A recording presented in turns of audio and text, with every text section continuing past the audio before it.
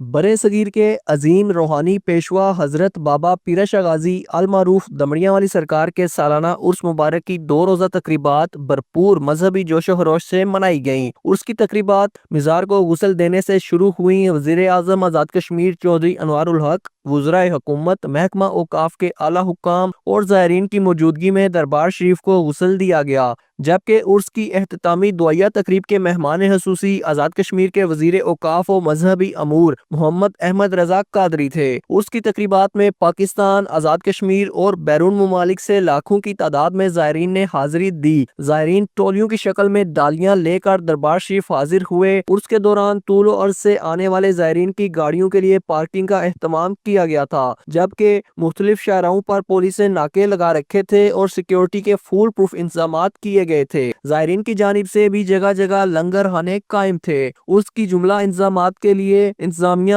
Police, صحت عامہ، rescue 1112، شہری دفاع، traffic police, fire brigade, municipal corporation, ضلع کونسل سمیت دیگر کئی محکموں کے آفیسران و ملازمین بھی ڈیوٹی پر مامور رہے۔ محمد اکرام، JK نیوز، میرپور، آزاد کشمیر۔